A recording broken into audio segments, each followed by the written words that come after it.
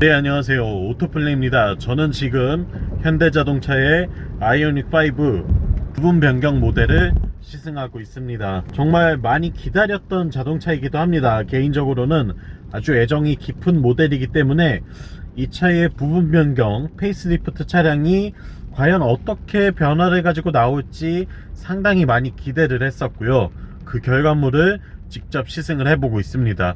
지금부터 이 차가 갖고 있는 가치가 무엇인지 여러분들께 잘 전해드리도록 하겠습니다. 영상 보시기 전에 구독과 좋아요로 더 많은 정보도 함께 받아보시기 바랍니다.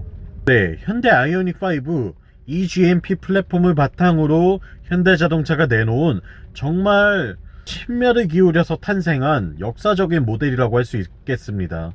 현대자동차의 근간이 되는 최초의 순수 모델인 포니를 바탕으로 한 디자인에다가 최신의 전기차 플랫폼을 적용을 시켜서 정말 앞으로의 새 시대를 이끌어가는 새로운 자동차로 내놓은 차가 바로 이 아이오닉5라고 할 수 있겠죠. 첫 작품에서도 만족도가 매우 높았습니다. 그래서 저는 실제로 제 값을 다 주고 이 차를 구입하기도 했었고요. 내돈내산으로 이 차를 타보고 또 몇 개월 동안 즐긴 다음에 지금은 다시 판매를 하긴 했지만 여전히 이 차가 좋다는 데에는 저는 이견이 없습니다. 제가 이전 영상에서 아이오닉5를 왜 팔았는지에 대해서 전해드린 바가 있었는데요. 약간 잘못 오해하시는 분들이 있더라고요. 뭐 차가 안 좋아서 팔았다, 다른 갖고 있는 수입차가 더 좋아서 판 거 아니냐, 이런 이야기들을 많이 하시는데 실제로는 정확하게 정리해드리자면 제가 전기차를 충분히 누릴 만한 이 차의 경제성을 잘 활용할 만한 주행거리가 나오지 않았습니다. 정말 한 달에 뭐 몇 번 끌까 말까 한 정도인 상황에 놓이다 보니까 내가 굳이 차를 여러 대 갖고 있을 필요가 있나? 이런 상황 속에서 이 차가 그래도 여전히 이 값어치가 더 높다 보니까 제가 갖고 있는 수입차는 오래된 수입차예요. 정말 오래됐고 가격도 매우 낮아져서 이미 감가를 맞을 대로 맞은 모델이기 때문에 그 차를 판다고 해서 크게 의미가 없었거든요. 어차피 저는 차를 거의 쓰지 않는 상황이었기 때문에 그러면 내가 갖고 있는 재산 중에 좀 그래도 값어치가 있는 아이오닉5를 판매하자 라고 했던 것 뿐이지 이 차에 뭐 문제가 있다 또는 마음에 들지 않는다, 부족함이 있다 라는 건 절대 아니라는 거, 네, 요걸 좀 오해가 없으셨으면 좋겠고요. 때문에 저는 이 부분 변경 이전에 구형 모델을 중고로 사신다 하더라도 여전히 추천을 하고 있어요. 현대 아이오닉5 진짜 좋은 차거든요. 그래서 과연 이 페이스리프트가 얼마나 더 좋아졌는지를 한번 여러분들과 만나보도록 하겠습니다. 일단은 외관 디자인이 큰 변화는 없습니다. 자잘하게 변화들이 생겼어요. 앞모습을 보고 있으면 N9이 아니라는 기준하에 일반 모델에서는 범퍼의 형상이 조금 더 바뀌었죠. 앞부분이 약간 더 튀어나왔는데 입체적인 느낌을 전해주고 있고요. 전보다는 좀 더 화려한 모습을 꾀하는 데에 성공했다 라고 볼 수 있겠네요. 그리고 측면에서 보면 가장 큰 변화는 휠 디자인에 있습니다. 19인치 휠이 적용된 시승차를 타고 있는데요. 구형의 19인치 휠은 사실 너무 못생겼었어요. 제 개인적으로도 이 차를 구입하면서 와, 저 휠은 못 타고 다니겠다 라는 생각 때문에 어쩔 수 없이 저는 20인치 휠을 선택했었거든요. 근데 이제는 그럴 필요가 없어 보입니다. 이 기본적인 19인치 휠도 충분히 디자인이 괜찮게 나왔기 때문에 오히려 승차감이나 연비, 주행거리 측면에서는 훨씬 더 이점을 갖고 있죠. 저는 그 때문에 이번 아이오닉5 부분 변경 모델은 19인치 휠을 선택하더라도 충분할 것 같다는 생각이 드네요. 여기에 디지털 사이드미러를 선택했을 때에 사이드미러 디자인이 좀 바뀌었습니다. 개인적으로 추천드리는 옵션은 아니에요. 저는 그렇습니다. 하지만 뭐 디자인은 바뀌었다는 거 안내를 드리고요. 그리고 리어로 가보면 리어 스포일러가 좀 더 늘어났어요. 좀 더 확장된 형태의 리어 스포일러를 가지고 있고 뒷 범퍼도 디퓨저 형상이 약간 변화가 됐습니다. 역시나 좀 더 입체적인 느낌을 가지고 있죠. 그리고 와이퍼가 추가됐어요. 뒷유리에 드디어 와이퍼가 추가돼서 이렇게 비가 오는 날이나 또는 눈이 오는 날에 뒷유리가 오염됐을 때에 빠르게 닦아낼 수 있다는 거, 이게 꽤 큰 장점이죠. 진짜 아이오닉5 구형 타시던 분들에게는 정말 큰 아쉬운 거리 중 하나였는데요. 이번 모델에서는 이 같은 문제를 모두 다 해결했다는 거, 이것도 눈여겨볼 만한 큰 변화가 아닐까 싶습니다. 그리고 도어를 열고 실내로 들어오면 실내에서도 몇 가지 변화들을 만날 수 있죠. 첫 번째, 스티어링의 디자인이 바뀌었습니다. 가운데 부분에 이 커버가 조명이 들어오는 형태로 아이오닉 6와 동일한 디자인을 갖게 되었고요. 그리고 스티어링 휠이 3스포크 타입으로 바뀌었어요. 하단에 이렇게 한 개의 더 스포크를 추가함으로써 좀 더 스포티한 느낌을 전해주고 있다 라고 정리할 수 있겠죠. 또한 인포테인먼트와 이 디지털 클러스터의 베젤이 블랙으로 변경되었습니다. 이게 기존 모델에서 화이트였죠. 그래서 이 베젤이 너무 두꺼워 보여서 싫다 하시는 분들이 계셨는데, 신형 모델은 이 부분도 변경이 되었고요. 그리고 디지털 센터 미러가 생겼습니다. 디지털 룸미러를 통해서 후방 시야를 카메라로 볼 수 있게 되었죠. 이 부분도 저는 개인적으로 매우 마음에 드는 요소 중에 하나라고 할 수 있겠네요. 이외에도 제가 정말 아쉽다고 표현했던 거, 통풍 시트 킬 때 워머 버튼을 눌러서 화면에서 조절을 해야 된다 라고 예전에 제 차를 타면서 이거 진짜 불편해요 라고 했었는데, 드디어 개선을 해줬습니다. 여기 유니버셜 아일랜드에 버튼을 넣어줬어요. 물리 버튼을 통해서 직관적인 조작이 가능해졌습니다. 이게 EV6에도 있고요, 제네시스 GV60에도 있는데 아이오닉5에는 없었단 말이죠. 그래서 제 개인적으로는 진짜 아쉬운 요소였는데 생겼습니다. 열선 통풍, 열선 스티어링일 뿐만 아니라 보시다시피 주차 보조 센서와 카메라 버튼까지도 넣어줬기 때문에 직관적으로 조작을 할 수 있다는 게 정말 큰 매력 포인트가 되는 것 같아요.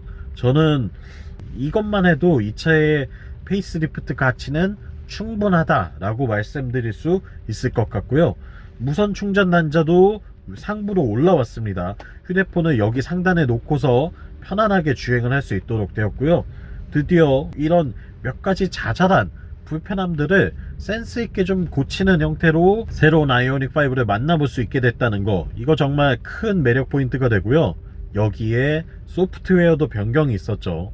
인포테인먼트 시스템이 현대자동차의 최신 인포인 CCNC로 변경이 됐습니다. 그래서 이제 무선 안드로이드 오토, 무선 애플 카플레이를 지원을 하고요. 왓챠, 웨이브, U+ TV, 유튜브, 멜론, 지니, 팟빵까지 정말 다양한 컨텐츠들을 실시간으로 감상을 할 수 있게 되었어요. 이 부분도 저는 정말 칭찬해주고 싶어요. 현대자동차가 잘 할 수 있는 것들을 센스 있게 찾아내서 기능 구현을 하고 있다는 생각이 들고요. 헤드업 디스플레이는 여전히 높은 만족도를 보여주고 있습니다. 이것 때문에 프레스티지 등급 구입하시라고 추천하고 싶을 정도예요. 또한 12.3인치의 디지털 클러스터도 디자인이 새롭게 변경이 되었죠. 좀 더 깔끔한 인상을 주기 때문에 저는 매우 반갑게 느껴지고 있습니다. 그 외에 글로브 박스 여는 형상이 좀 바뀌었고요. 이외에는 기존과 거의 유사한 형태의 실내 공간 구성을 취하고 있어요. 비전 루프는 만족도가 매우 높은 옵션이기 때문에 저는 추가하시는 걸 권해드리고요. 뒷좌석 공간은 너무나 넓어요. 이로 말할 수 없이 넓기 때문에 패밀리카로 쓰는 데 있어서는 전혀 부족함이 없겠다라는 생각이 들고요. 그리고 뒷좌석 시트 리클라이닝 역시 지원되고요. 에어벤트도 마련되어 있고 USB 충전 단자, 열선 시트 등이 구비가 되어 있습니다. 이 차의 상품성을 논하면서 아쉬웠던 점들을 거의 대부분 개선해 줬어요. 딱 한 가지 아쉬움이 남는 게 있다면 보스 사운드 시스템인데요. 오디오가 여전히 같은 사양이에요. 그래서 개인적으로는 구형 아이오닉5를 타면서 오디오가 좀 아쉽다라고 평가했었는데, 여전히 이 보스 오디오 시스템은 좀 아쉬움이 남습니다.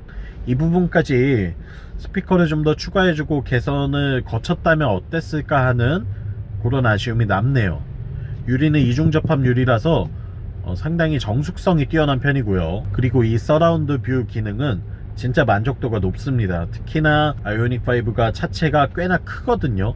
그래서 주차할 때 신경이 쓰이기 마련인데, 이 기능이 있을 때에는 전혀 좁은 공간에 차를 세우더라도 걱정할 필요가 없고, 또한 이 리모컨으로 차를 앞뒤로 전후진 시키는 게 가능합니다.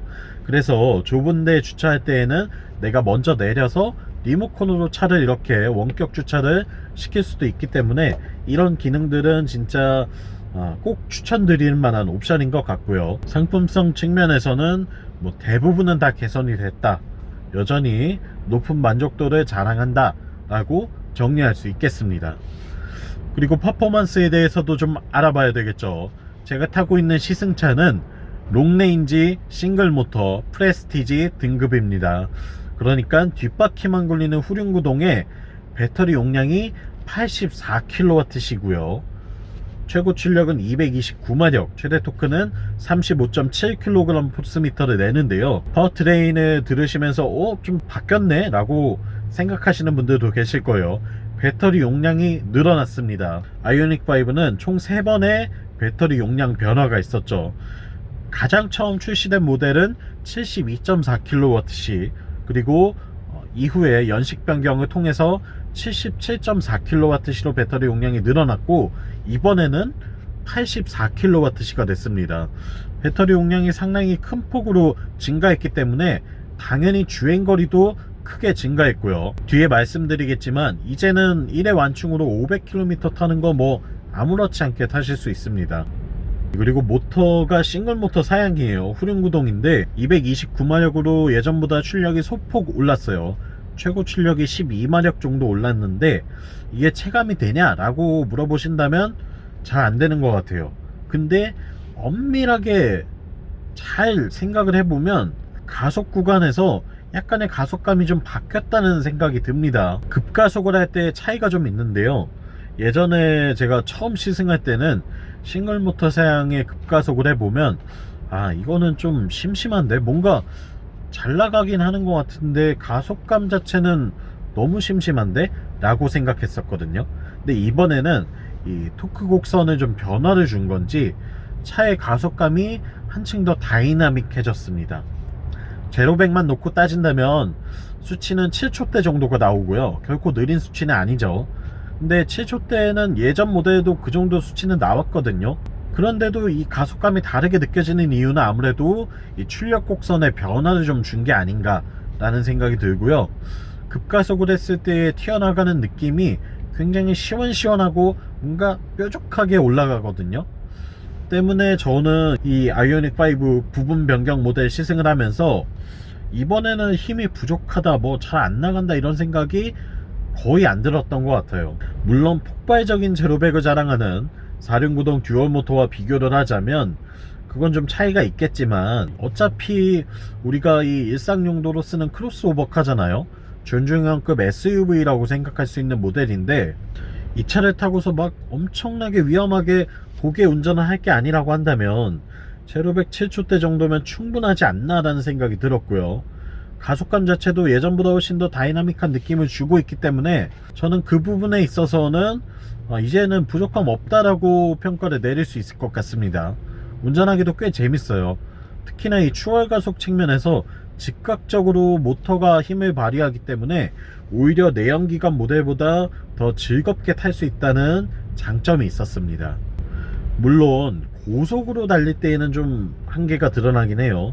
내연기관처럼 막 200km 이상을 쭉쭉 밀어붙이면서 올라갈 수 있는 그런 세팅은 아니기 때문에 안전하게 제한속도 내에서 가감속을 하면서 타는 데에는 무리가 없겠다 정도로 정리할 수 있겠고요. 서스펜션의 세팅은 이게 좀 애매합니다. 이게 부드러운 것 같으면서도 약간 단단한 것 같고 조금 애매하다는 생각이 드는데, 아무래도 19인치 휠을 장착했기 때문이 아닐까 싶어요. 제가 기존에는 계속 20인치 휠 사양으로만 이 차를 시승을 했었는데 그 차는 좀 딱딱하다는 느낌이 간혹 올라올 때가 있었어요. 특히나 요철을 지날 때에 뭔가 텅텅 하면서 쳐버리는 그런 느낌이 있었거든요. 근데 이번에는 승차감이 그때보다는 좀 더 좋다고 느끼고 있고요.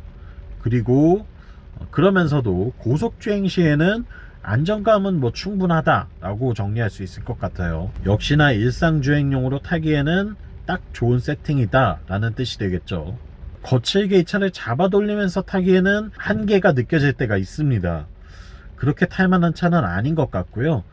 물론 이제 후륜구동이기 때문에 주행 안전장치를 다 끄고 진짜 와인딩에서 어택을 한다고 하면 약간씩 날아가면서 좀 스릴을 느끼게 주행해주는 세팅을 갖고 있기는 합니다. 하지만 완전히 차가 날아간다거나 엄청 위험한 상황이 벌어지지는 않더라고요.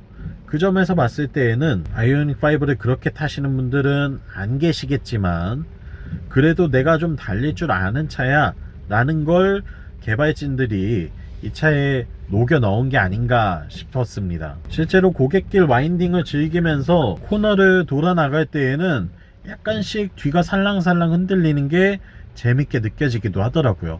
하지만 위험할 수 있으니까 그렇게 주행하시는 걸 추천드리진 않고요.